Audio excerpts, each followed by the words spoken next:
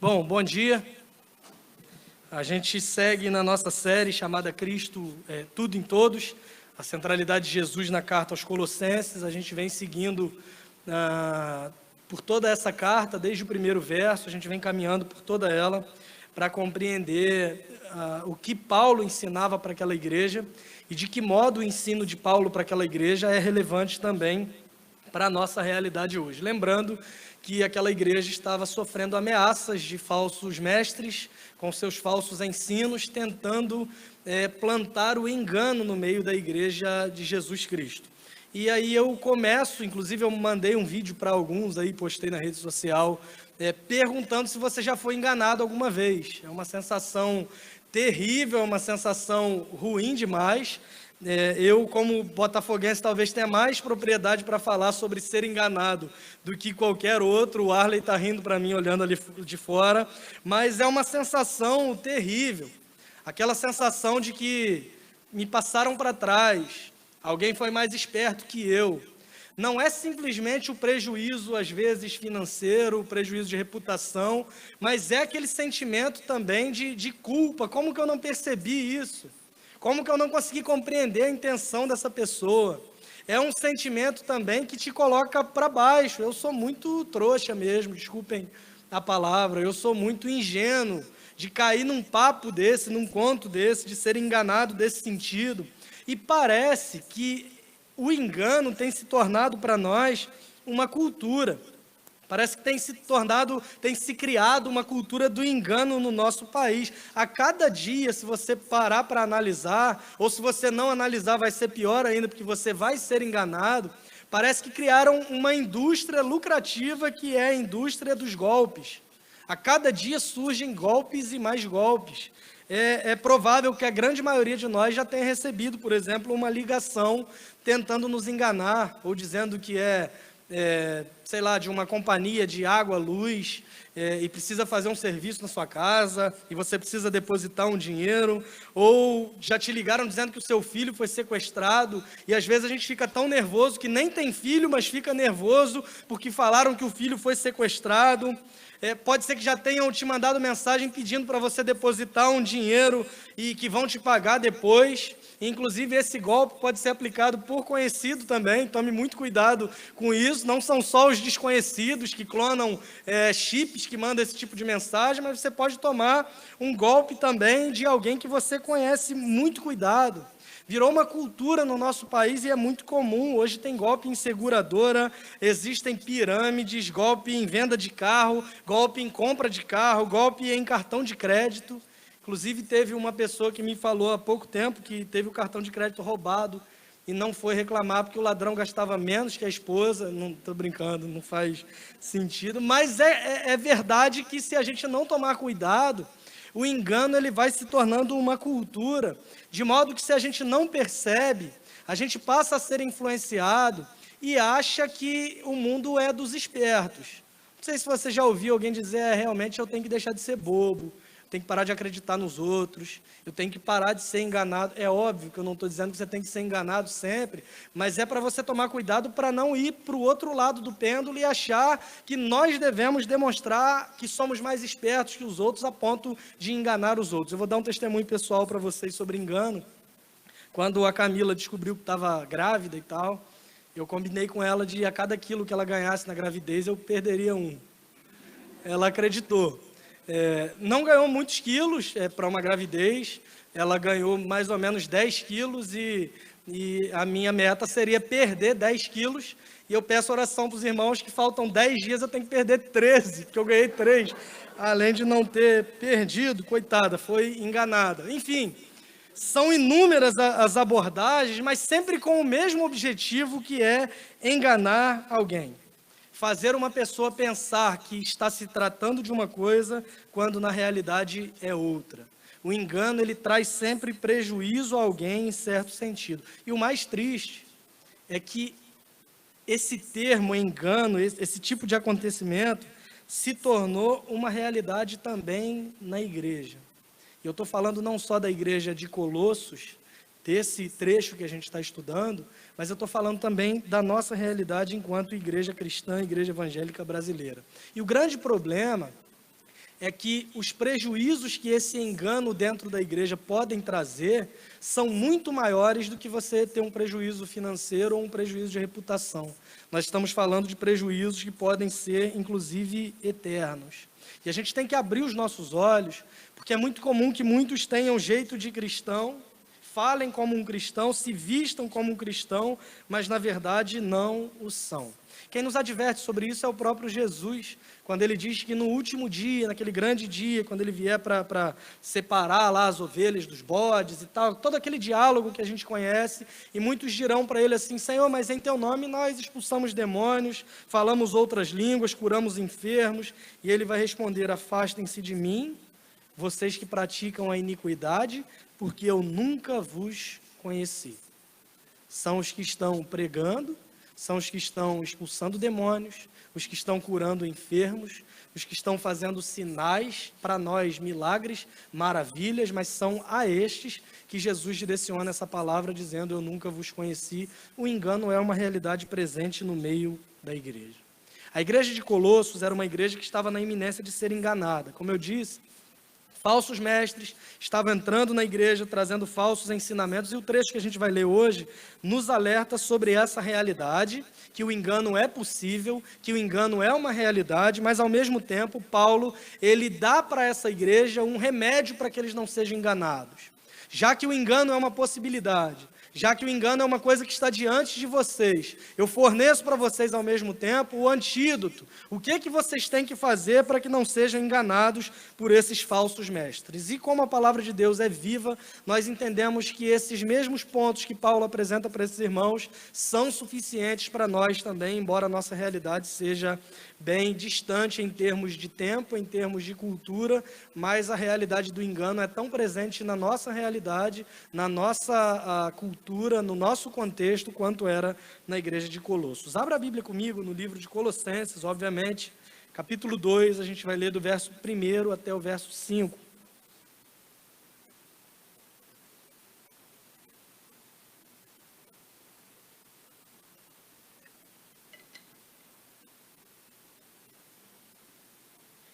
O texto ele é projetado na versão Nova Almeida atualizada, que é a que a gente tem usado nessa série, e diz assim: quero que saibam quão grande tem sido a nossa luta por vocês, pelos que moram em Laodiceia e por muitos outros que não me viram face a face. Faço isto para que o coração deles seja consolado e para que eles, vinculados em amor, tenham toda a riqueza da plena convicção do entendimento, para conhecimento do mistério de Deus, que é Cristo, em quem estão ocultos todos os tesouros da sabedoria e do conhecimento. Digo isso a vocês, para que ninguém os engane com argumentos falaciosos. Porque, embora ausente em pessoa, em espírito estou com vocês, alegrando-me e verificando a boa ordem de vocês e a firmeza da fé que têm em Cristo. Vamos orar? Deus, obrigado pela leitura da Tua palavra, e a gente pede ao Senhor, ao Teu Espírito Santo, que aplique as verdades das Escrituras aos nossos corações, para que a gente possa viver essas verdades, honrando a Cristo com o nosso proceder e estando firmes na palavra da verdade, para que não sejamos enganados de modo algum. Nós oramos a Ti no nome de Jesus. Amém. O objetivo desse trecho que nós lemos, Paulo ele nos deixa claro no verso 4, quando ele diz o seguinte: eu digo isso a vocês para que ninguém os engane com argumentos falaciosos. O objetivo disso que eu estou dizendo para vocês é que vocês não sejam enganados. O que é isso a qual ele se refere? São os versos anteriores, quando ele diz que luta por essa igreja, pelos que estão em Laodiceia e tudo mais. Então, a primeira coisa importante que é exigida de nós para que a gente não seja enganado, para que a gente não sucumba a essa realidade do engano, a primeira delas é a seguinte: reconheça a seriedade do perigo. Embora Paulo ele não tente combater os argumentos de todos esses falsos mestres, mas ele apresenta Cristo, porque no entendimento que Paulo tinha, no entendimento que nós temos, se nós conhecemos quem é Cristo de verdade, nós não daremos ouvidos a esses argumentos falaciosos. Embora Paulo não fale diretamente contra esses argumentos, ele está dizendo para eles o seguinte: o engano ele é possível. Eu estou escrevendo para vocês, para que vocês não sejam enganados se vocês colocarem essas coisas em práticas, porque se vocês não cuidarem ou não colocarem em prática, com certeza vocês serão enganados. O engano, ele é uma possibilidade. O engano é uma realidade que está diante de vocês, e nós estamos falando de algo que é totalmente sério. Paulo está escrevendo para essa igreja. Eu quero que vocês prestem atenção em tudo que eu estou dizendo. Eu quero que vocês saibam que todas essas coisas que eu estou escrevendo, eu escrevo com essa finalidade, que vocês não sejam enganados. A possibilidade do engano é uma realidade na vida humana desde sempre. O diabo desde sempre é aquele que procura nos enganar.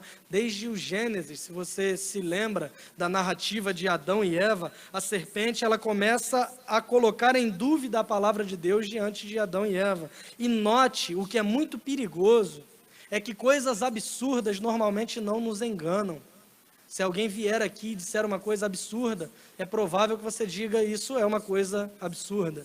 Mas nós somos enganados se não tomarmos cuidado nas coisas mais sutis, naquelas com aparência de verdade, naquelas que te levam a pensar, que você começa a raciocinar e diz, pode ser que isso tenha algum sentido, pode ser que faça algum sentido. E esse método de explorar sutilezas, de explorar pequenos detalhes, é o mesmo método usado pelo diabo desde o início da vida humana.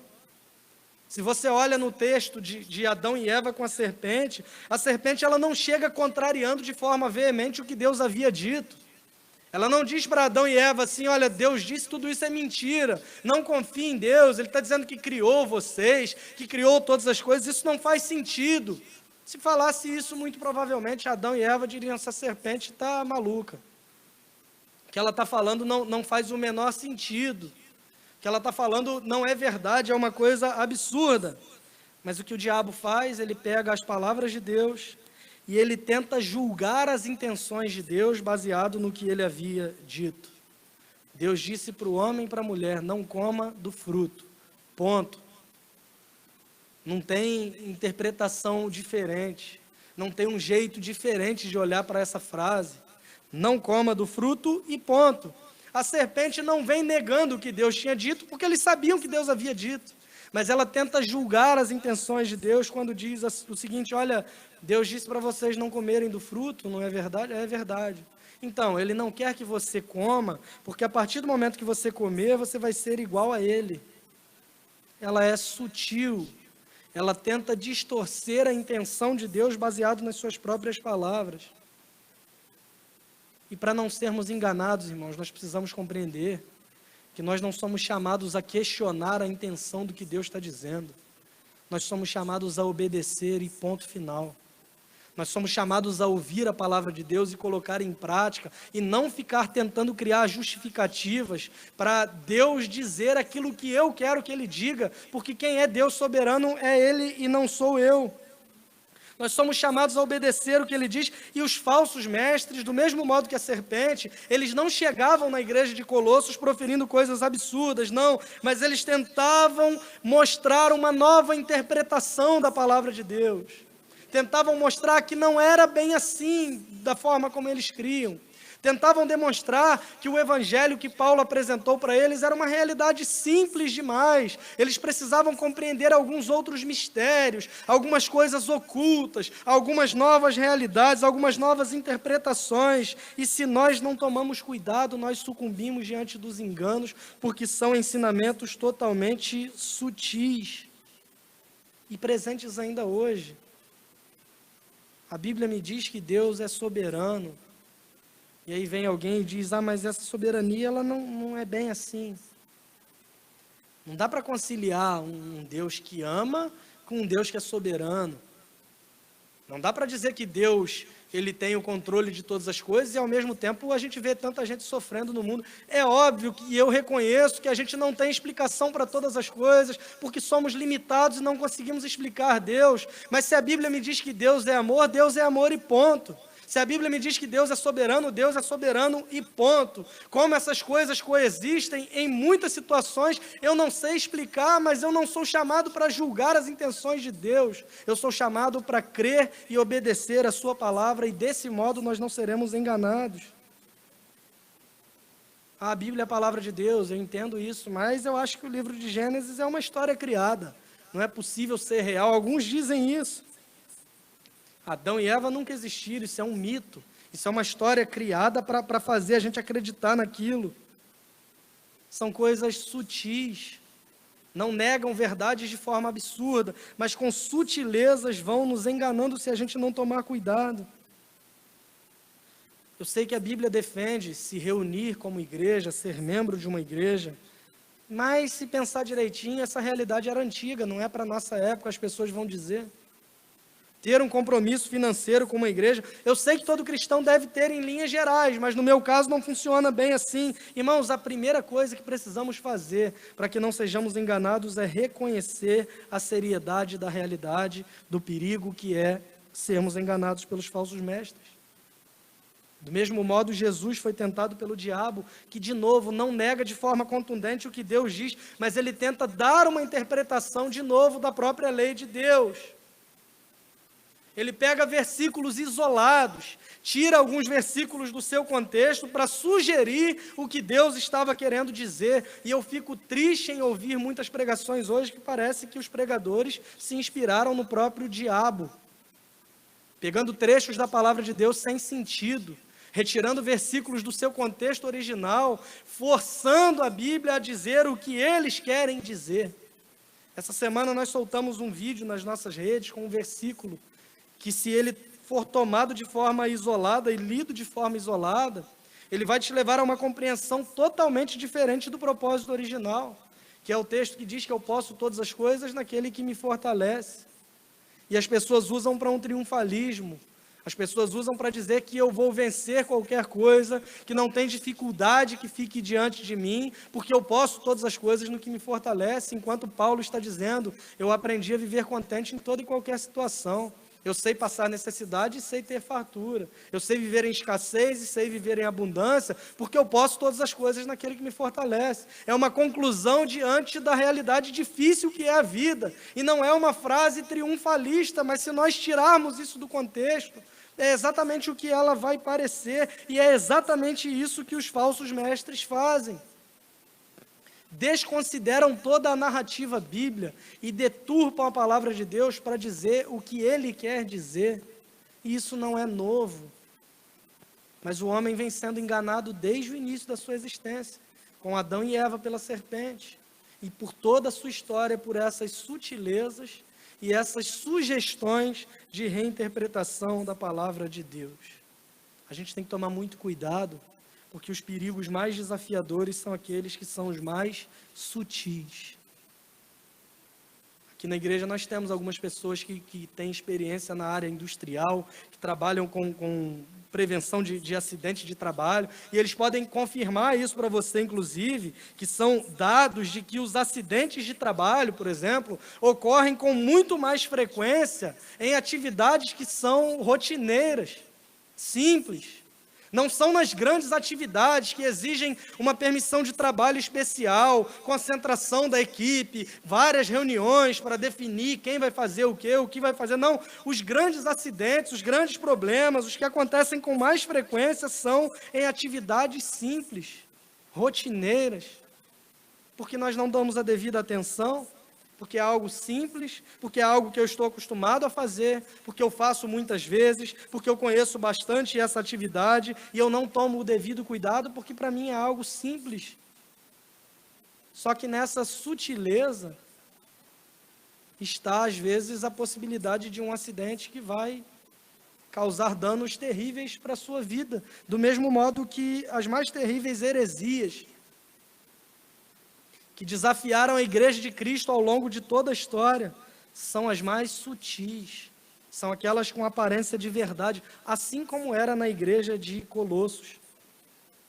O negócio está fazendo um barulho estranho ou é coisa da minha cabeça? E para melhorar, ainda estou com torcicolo, né? Então para virar aqui eu tenho que quase imitar um samurai. Mas enfim, esse mês rodou no WhatsApp, eu não sei se vocês viram um vídeo sobre uma igreja chamada Gabola. Não sei se vocês viram esse negócio, mas é uma igreja que se reúne em uma tribo, parece que na África do Sul, que eles têm como prática nos cultos a liberação, incentivo e exagero de bebidas alcoólicas. Eles se reúnem para ler a Bíblia, para ouvir as interpretações da Bíblia, a partir de tomar bastante bebida alcoólica. Eles dizem, inclusive o líder deles, nessa entrevista, ele fala: na nossa igreja, o álcool nos conecta com Deus.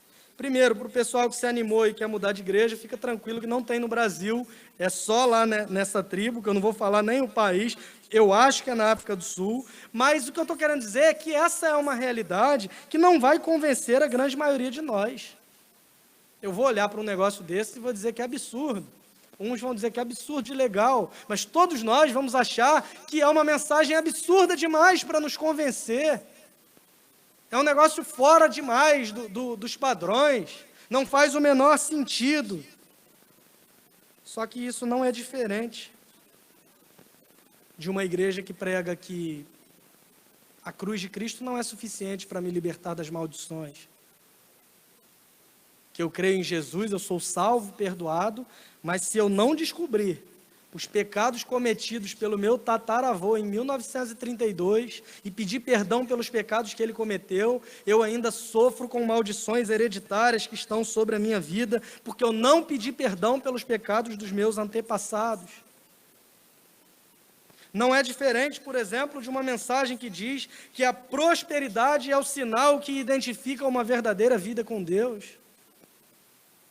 Não é diferente de um pastor pregar, como aconteceu durante essa semana, que a ressurreição de Cristo não é literal, mas Cristo ressuscitou nos corações daqueles que acreditam nele.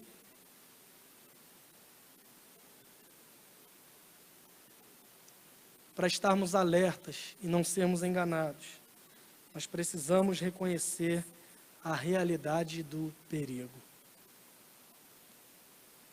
Paulo escreve para esses irmãos, falando sobre a importância disso e dizendo, inclusive, que todas essas coisas que ele escreveu com esse propósito de que eles não fossem enganados. Esses falsos mestres estavam prometendo um nível de conhecimento mais profundo dos mistérios de Deus. Eles prometiam uma sabedoria secreta, mas no fundo, se você parar para analisar, eles estão prometendo uma mensagem que apela à própria carne. Eles diziam que o Evangelho era simples demais e que eles tinham uma filosofia ainda mais profunda que o Evangelho. Eles se diziam mais santos que os apóstolos, porque eles praticavam no próprio corpo a autoflagelação, eles batiam no próprio corpo, eles tinham regras, eles tinham uma disciplina severa no corpo. E, na verdade, com isso, ao se dizerem mais santos, eles estavam alimentando o orgulho ao invés da mensagem da cruz, porque eles estão dizendo para esses ouvintes, para esses irmãos nessa igreja, o seguinte: você pode ser salvo pelos seus próprios méritos e não pela mensagem da cruz. Você pode ser salvo por bater no seu corpo. Você pode ser salvo por observar uma disciplina rígida. Você pode ser salvo por obedecer a uma série de regras. Você não precisa necessariamente de Jesus. O que ele fez é bom, é suficiente, mas você pode ser salvo por aquilo que você faz. Era isso que esses homens estavam ensinando naquela igreja. E a gente pode olhar e achar um absurdo, mas ainda hoje esse tipo de engano está presente com uma roupagem nova. Quando nós adicionamos qualquer participação humana à salvação e não reconhecemos que é obra unicamente de Deus. Dê o dízimo para ser salvo. Frequente igreja para ser salvo. Seja membro de uma igreja para ser salvo. Enquanto nenhuma dessas coisas é exigência para salvação. Só que isso não pode nos levar também ao outro extremo. Porque essas coisas não são exigências para a salvação, mas elas são evidência da salvação. Todo um cristão que é salvo em Cristo Jesus, ele se une a uma igreja local, a uma comunidade de crentes, a uma comunidade de discípulos, onde ele tem compromisso tanto financeiro, quanto de participação, quanto de serviço. Essas coisas não são exigências para sermos salvos, mas são evidências de que fomos salvos de verdade e que elas mostram que nós caminhamos em direção à maturidade. Mas uma vez que eu compreendo que o engano é uma realidade, é algo sério, que eu devo me preocupar, o que mais eu tenho que fazer? E é sobre isso que Paulo fala, quando ele mostra no verso 1, quando ele diz o seguinte: quero que saibam quão grande tem sido a nossa luta por vocês. Ele está escrevendo para uma igreja. comprometa-se com uma igreja saudável. Paulo está se dirigindo a uma igreja e ele se vê como parte dela, a ponto de orar, inclusive, por essa igreja. Lembre-se que Paulo estava preso. Lembre-se que esse homem está numa cadeia, numa prisão por causa do evangelho, e ele não tem um discurso de coitado, dizendo, olha como eu estou sofrendo, orem por mim, eu preciso das orações de vocês, porque eu não tenho mais força. Não, muito pelo contrário, mesmo na prisão, ele ensina esses irmãos, ele diz, eu estou orando por vocês. Ele fala no verso 1, inclusive, sobre uma luta constante, tanto pelos colossenses, quanto pelos de Laodiceia, que era uma cidade vizinha, quanto por muitos outros que ele nem tinha conhecido face a face. Pessoas que ele nem tinha contato, não era íntimo, não era próximo, e ainda assim orava por essas pessoas, porque compreendia que é parte de um corpo, e o corpo de Cristo não tem a ver com as pessoas que eu tenho afinidade simplesmente.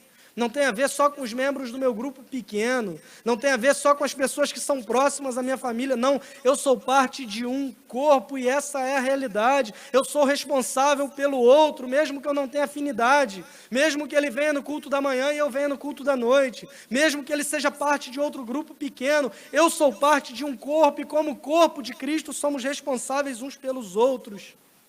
Paulo nem conhecia essas pessoas, está dizendo, eu oro por vocês, porque uma igreja saudável é uma igreja que ora e que encara isso como uma verdadeira luta, uma luta constante.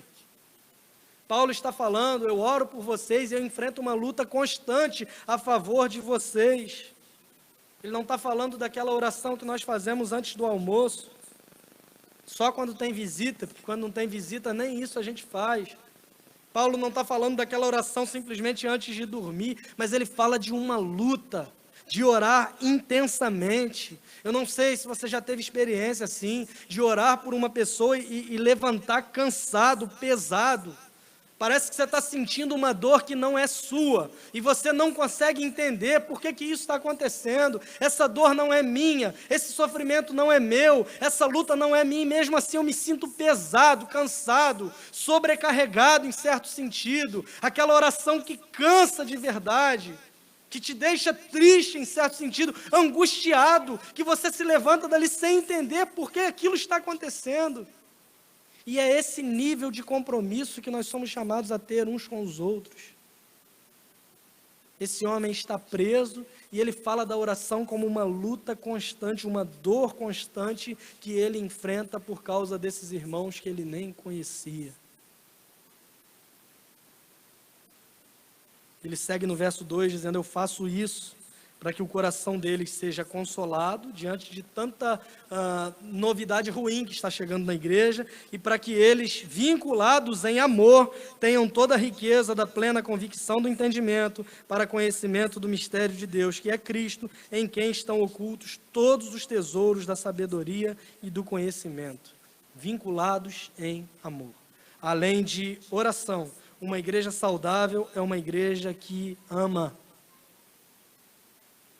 Paulo ora para que eles sejam consolados e sejam vinculados em amor. Mas quando ele fala amor aqui, é um amor não fingido, do mesmo modo que ele havia escrito para os romanos.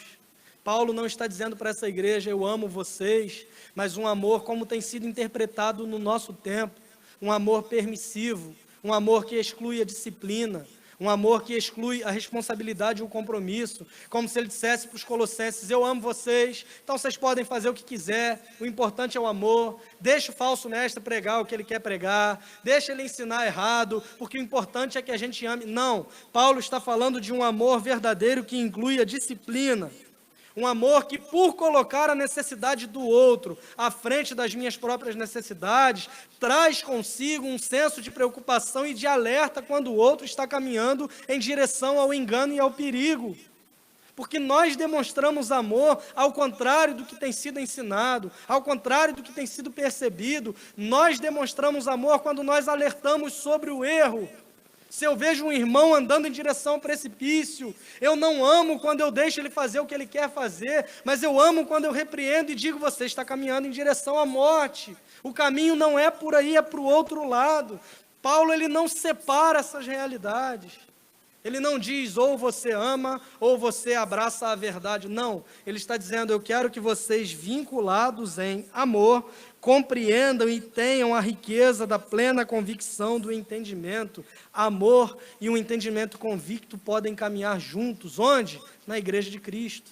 Em uma igreja saudável, em uma igreja que compreende o seu papel, que ela deve orar pelas pessoas e ela deve também amar. Um amor que coloca a necessidade do outro à frente da minha, porque eu não posso dizer que eu amo a Deus a quem eu não vejo, se eu não amo o meu próximo a quem eu vejo e a quem está diante de mim. Além disso, uma igreja saudável é também uma igreja convicta, como eu disse. No mesmo verso ele diz: eu oro para que vocês tenham plena convicção de entendimento. É um tripé que é apresentado aqui: conhecimento bíblico, que é o entendimento convicto, oração e amor. Se eu tenho conhecimento e tenho amor, mas eu não oro, está faltando um elemento fundamental para a igreja, que é o poder do Espírito Santo. Se eu tenho oração e tenho amor, mas não tenho conhecimento bíblico, vai sobrar loucura, e a gente tem exemplo disso espalhado na nossa própria cidade.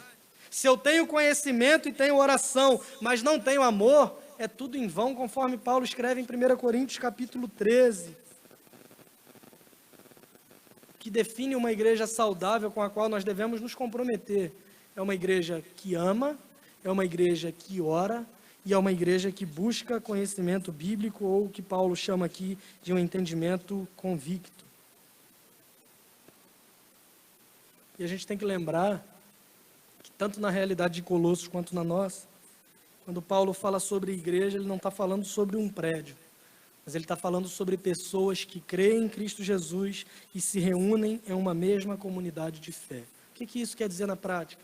Quer dizer que quando eu digo comprometa-se com uma igreja saudável, significa que você deve ter um compromisso para que você seja um cristão saudável, para que você seja alguém que ora, que ama e que conhece a Cristo. Porque às vezes, especialmente quando estamos muito críticos em relação a alguma coisa, nós não nos incluímos como parte do problema. Eu sou parte de uma igreja, mas quando eu quero criticar, essa igreja não ora, essa igreja não ama, essa igreja não tem conhecimento. E quem é essa igreja? Ah, sou eu. Mas o problema é com a igreja, não é comigo.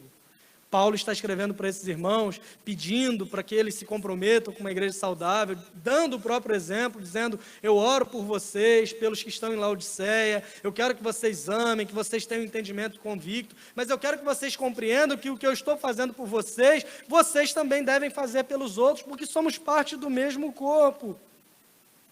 Era isso que Paulo ensinava para esses irmãos, para que eles não fossem enganados. Os falsos mestres prometiam filosofias, conhecimentos especiais, desvendar mistérios e enigmas, porque para eles o evangelho era simples demais. E Paulo escreve para esses irmãos dizendo: eu quero que tudo isso aconteça, para que, vinculados em amor, tenham toda a riqueza da plena convicção do entendimento, para conhecimento do mistério de Deus, que é Cristo.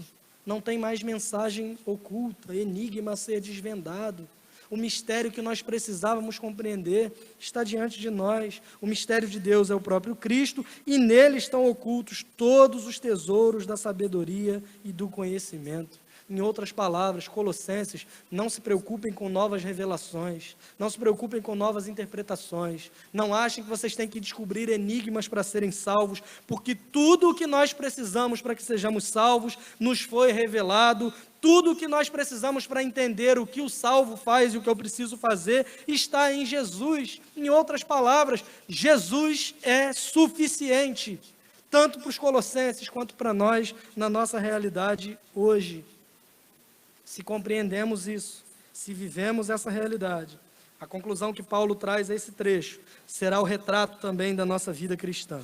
Ele fala no verso 4, o objetivo disso tudo: digo isso a vocês, para que ninguém os engane com argumentos falaciosos. E ele conclui dizendo: porque embora ausente em pessoa, ou seja, ele não estava lá, ele estava em uma prisão, ele diz: em espírito estou com vocês, porque ele orava por essa igreja. E ele continua dizendo: alegrando-me, um homem que está preso, mais uma vez ele fala em alegria, e verificando a boa ordem de vocês e a firmeza da fé que tem em Cristo. Boa ordem e firmeza da fé em Cristo. Uma fé que é viva, uma fé que é verdadeira. ela é demonstrada por meio de uma boa ordem. Uma fé firme e centrada em Cristo é o que bastava aos Colossenses, aos de Laodiceia, aos outros que Paulo não conhecia e a nós também, para não sermos enganados. É a única coisa que nos basta ainda hoje para que permaneçamos firmes.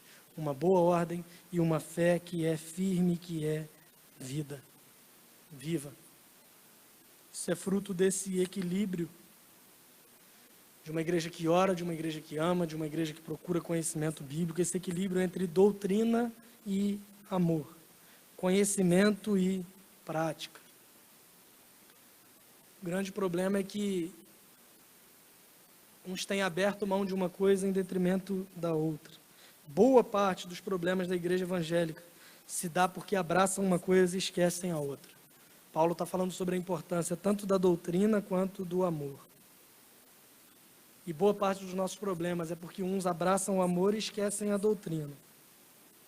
E doutrina, quando eu estou falando, doutrina é conhecimento bíblico, não é aquela história do que você pode ou não pode fazer, qual tem a roupa que você tem que usar, a quantidade de tempo que o culto tem que durar. Não estou falando sobre isso. O esporte que você pode jogar, o dia que você pode ver televisão e não pode. Não, estou falando de conhecimento bíblico e amor.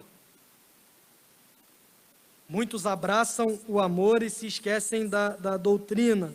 Entendem amor como complacência, como permissividade total, como ausência de disciplina. Por outro lado, há os que enfatizam demais a verdade e entendem verdade como intransigência. A minha opinião é a única que importa e acabou. Mesmo nos aspectos que são secundários da fé cristã, naquelas coisas, porque algumas coisas de fato permitem algumas interpretações que não fogem da ortodoxia. Por exemplo, se Jesus vai voltar antes da grande tribulação, durante, depois, se a gente já está na grande tribulação, essas coisas permitem interpretações diferentes sem maiores crises. Se o milênio é literal, se o milênio não é literal, a gente vai ver cristãos convictos defendendo uma coisa, cristãos convictos defendendo outras. Mas tem pessoas que entendem verdade como intransigência. A minha opinião é a única certa em absolutamente tudo. Outros abraçam demais o amor e acabam por abrir mão de pontos que são fundamentais na verdade. E aí você vai ver gente discutindo se a ressurreição é literal, se não é, se a palavra de Deus, o que está narrado aqui como narrativa, aconteceu realmente, se não aconteceu, porque abraçam demais o amor. O importante é amar, o importante é mostrar o amor de Jesus ao outro. Não importa o que Jesus diz, não importa o que Jesus ensina, o importante é amar. E Paulo está dizendo para essa igreja o seguinte: vocês precisam de uma fé firme e de uma boa ordem, e essa boa ordem nada mais é do que transparecer a verdade do conhecimento bíblico. Mas a verdade do conhecimento bíblico deve ser mostrada por meio da prática do amor. Como isso é possível? Única e exclusivamente por meio do Evangelho. Porque o Evangelho nos mostra a verdade de que somos pecadores, de que nascemos separados de Deus, de que por causa dos pecados dos nossos primeiros pais nós estávamos todos condenados eternamente. O Evangelho nos mostra a verdade de que era impossível nos aproximarmos de Deus pelos nossos próprios méritos, mas que nos mostra também que diante disso Deus envia o seu Filho, que agrada completamente a lei de Deus, vivendo uma vida perfeita. Nos mostra que Ele morre em uma cruz assumindo a nossa maldição e ressuscita ao terceiro dia, provando que o sacrifício foi aceito e que nós somos aceitos por meio da fé que temos nele. Essa fé que produz em nós arrependimento e perdão dos pecados. O Evangelho nos mostra todas essas verdades. Mas todas essas verdades só são possíveis porque Deus amou o mundo de tal maneira que deu o seu único Filho para que todo aquele que nele crê não pereça, mas tenha a vida eterna. Em uma cultura onde se abraça a verdade e esquece o amor, ou se abraça o amor e esquece a verdade, o Evangelho é a mensagem de Deus que nos mostra a possibilidade de vivermos a verdade em amor. O Evangelho é a união da verdade com o amor. Mais uma vez, para vencermos os falsos ensinos, precisamos unicamente conhecer quem é Cristo, porque somente nele, no que ele fez, nós temos esse equilíbrio. Por isso eu concluo citando o apóstolo João, que escreve no seu Evangelho, no capítulo 1, no verso 14, falando sobre Jesus, ele diz: o Verbo se fez carne e habitou entre nós, pleno de graça e de verdade. As duas coisas caminhando juntas, nos mostrando que a verdade não é de um Deus intransigente que é incapaz de demonstrar amor, mas nos mostrando também que a graça de Deus não é uma licença para vivermos uma vida de pecado, porque quem compreendeu a graça, compreendeu que tem compromisso também com a verdade das Escrituras. As duas coisas caminham juntas. E o texto segue: e vimos a sua glória, como a glória do unigênito do Pai.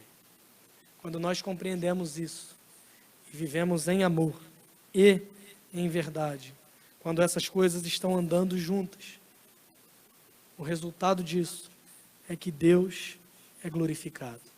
A nossa oração é para que Ele seja glorificado por meio das nossas vidas, por meio das nossas igrejas, que a gente aprenda o que é necessário para que a gente viva uma vida sem ser dominado por falsos mestres. Primeiro, reconhecendo a seriedade do perigo. Segundo, tendo um compromisso com uma igreja saudável, que é uma igreja que ora, uma igreja que ama e uma igreja que tem compromisso com a verdade das Escrituras.